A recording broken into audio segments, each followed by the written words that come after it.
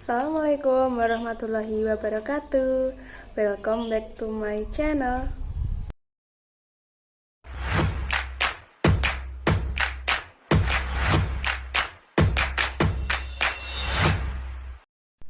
Video ini disusun untuk memenuhi tugas mata kuliah Literasi Bahasa dosen pengampu Bapak Lukman Hakim MPD. Dalam tugas video ini, kita akan menjelaskan teori analisis wacana kritis. Sebelumnya, apa sih yang dimaksud dengan wacana, analisis wacana, dan analisis wacana kritis itu? Tonton terus ya.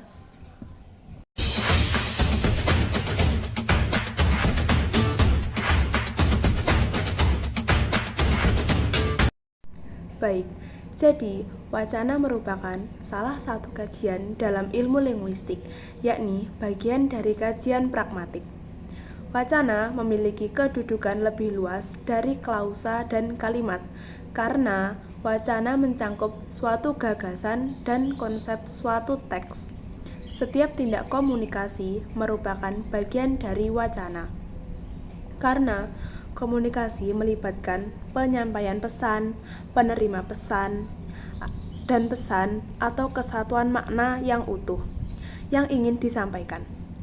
Wacana dapat berwujud lisan dan tulis yang disebut sebagai teks dalam wacana. Wacana bukan saja dalam bentuk kalimat dan paragraf yang panjang, tetapi dapat berupa satuan lingual yang lebih kecil, seperti kata, frasa, dan klausa. Istilah wacana diposisikan atau disandingkan dengan istilah bahasa. Oposisi ini banyak digunakan dalam bidang hermeneutika. Oposisi ini sebanding dengan oposisi saussure yang terkenal, yakni langue dan parole. Istilah bahasa senada dengan langue, sedangkan istilah wacana senada dengan parole. Demikian, wacana dapat dimaknai menggunakan dalam konteks tertentu. Penggunaan istilah teks dan wacana dalam analisis wacana digunakan secara bergantian. Istilah teks dan wacana cenderung digunakan tanpa ada pembedaan yang jelas. Kajian wacana lebih menekankan pada persoalan isi, fungsi, makna sosial dari penggunaan bahasa. Wacana dapat berbentuk lisan atau tulis dan dapat bersifat transaksional atau intertransaksional. Dalam peristiwa komunikasi secara lisan, dapat dilihat bahwa wacana sebagai proses komunikasi antara penyapa dan pesapa. Sedangkan dalam komunikasi secara tulis, wacana dapat dilihat sebagai hasil dari pengungkapan ide atau gagasan penyapa. Wacana lisan dapat berwujud lisan dan tulis yang disebut sebagai teks dalam wacana. Wacana lisan berupa ujaran baik dalam bentuk teks lisan yang diucapkan. Contoh, wacana lisan yakni pada monolog, dialog, pidato, percakapan, wawancara, dan ujaran lainnya yang dapat didengar oleh penerima. Wacana tulis berupa teks tertulis yang dapat dibaca. Contoh, wacana tulis dapat dijumpai pada selembaran poster, koran, majalah, buku, dan teks tertulis lain yang mengandung unsur kebahasaan. Jadi, dapat disimpulkan bahwa wacana bukan saja dalam bentuk kalimat dan paragraf yang panjang, tetapi dapat berupa satuan lingual yang lebih kecil seperti kata, frasa, dan klausa. Suatu kata atau frasa bisa saja mengandung wacana, asalkan memenuhi persyaratan sebagai wacana. Ciri-ciri wacana yaitu 1. Topik. Topik merupakan pernyataan pendek tapi berisi hal yang lebih luas sehingga dapat maknai oleh pendengar dan pembaca. Yang kedua, ada kohesi dan koherensi. Kohesi merupakan kepaduan antara unsur sintaksis yang satu dengan yang lain termasuk konteks dalam satu wacana. Sedangkan koherensi yaitu terbentuk rekaman kebahasaan yang dari satu peristiwa komunikasi yang utuh secara makna. Yang ketiga yaitu adanya tujuan atau fungsi. Suatu wacana dapat berfungsi informatif, emotif, persuasif, dan asosiatif.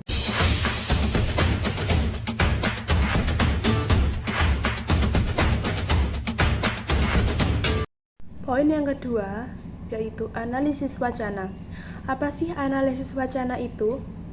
Analisis wacana merupakan analisis unit linguistik terhadap penggunaan bahasa lisan maupun tulis yang melibatkan orang penyampai pesan dengan penerima pesan dalam tindak komunikasi. Analisis wacana bertujuan untuk mengetahui adanya pola-pola atau tatanan yang diekspresikan oleh suatu teks. Interpretasi satu unit kebahasaan dapat diketahui secara jelas termasuk pesan yang ingin disampaikan. Mengapa harus disampaikan dan bagaimana pesan disampaikan? Analisis wacana mengkaji unit kebahasaan dalam cakupan ilmu linguistik baik mikro seperti sintaksis, pragmatik, morfologi, dan fonologi. Sedangkan linguistik makro seperti sosiolinguistik, pragmatik, psikolinguistik. Contoh analisis wacana. Pada poin A, dilarang berjualan di sini di papan pengumuman. Yang B, wah indah benar lukisan yang dibuat olehnya dalam dialog. C, awas ada anjing galak, tulisan di atas pintu pagar. D, bunga itu kukirimkan padanya dalam sebuah novel. Keempat klausa di atas merupakan teks, tetapi hanya A dan C saja yang bisa disebut wacana. Jika dianalisis teks, A dan C bisa disebut wacana karena mengandung konteks yang jelas, yakni di papan pengumuman dan di pintu pagar.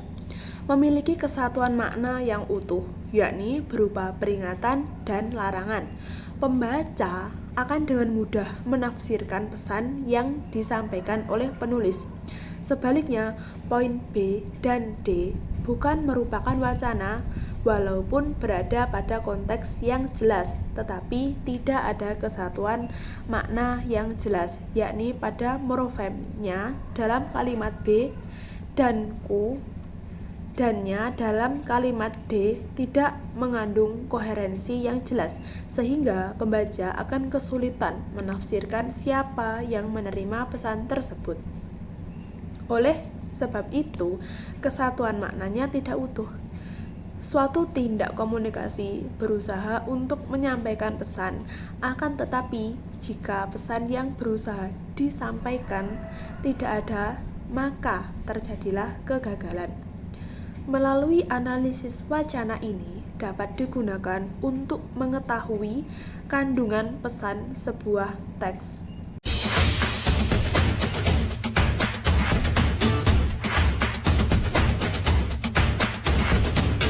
Yang ketiga, yaitu kita membahas tentang teori analisis wacana kritis. Analisis wacana kritis merupakan upaya untuk menjelaskan suatu teks pada fenomena sosial untuk mengetahui kepentingan yang termuat di dalamnya. Wacana sebagai bentuk praktis sosial dapat dianalisis dengan analisis wacana kritis untuk mengetahui hubungan antara wacana dan perkembangan sosial budaya dalam domain sosial yang berbeda dalam dimensi linguistik. Oleh sebab itu, analisis wacana kritis digunakan untuk menganalisis wacana terhadap ilmu lain yang terdapat pada ranah politik, ras, gender, dan sebagainya. Ranah kajian tersebut berpusat pada prinsip analisis wacana kritis, yakni tindakan, konteks, historis, kekuasaan, dan ideologi. Perbedaan analisis wacana dan analisis wacana kritis. Kalau analisis wacana kritis mengungkapkan fakta penting melalui bahasa, yaitu bagaimana penggunaan bahasa sebagai alat kekuasaan dalam masyarakat. Tetapi dalam analisis wacana kritis, struktur linguistiknya digunakan untuk yang pertama, mengestimasikan dan mentransformasikan analisis realitas. Yang kedua, mengatur ide dan perilaku orang lain serta menggolong-golongkan masyarakat. Contoh, pena zaman kuto dengan gambar mantan Presiden Soeharto. Ini dapat dikaji dengan analisis wacana kritis karena syarat akan prinsip analisis historis, yaitu bagaimana perbandingan kesejahteraan pada pemerintahan Soeharto dengan sekarang. Hal ini tentu dapat dirasakan oleh mereka yang merasakan kehidupan sejak Orde Baru dan pasca reformasi. Di sisi lain, analisis wacana kritis ini dapat melihat bahwa taglin Soeharto tersebut merupakan media yang berusaha mengangkat stigma Soeharto. Hal ini merupakan suatu peran media dalam memberikan wacana kepada masyarakat, sehingga melakukan perbandingan dengan kekuatan politik atau politik power, yakni zaman dahulu lebih enak dari zaman sekarang yang disebar oleh kekuatan media atau media power. Penggunaan analisis wacana kritis untuk karya sastra merupakan implikasi praksis dari konseptual linguistik. Pada tahap analisis, implikasi praksis dari konseptual linguistik tersebut akan bersentuhan dengan konseptual sastra karena kesamaan objek kajian, yakni pemakaian bahasa secara nyata. Cukup sekian materi tentang teori analisis wacana kritis yang bisa saya sampaikan. Semoga bermanfaat, dan apabila terdapat kesalahan kata, saya minta maaf yang sebesar-besarnya. Wallahu muwaffiq ila aqwamit thoriq. Assalamualaikum warahmatullahi wabarakatuh. See you.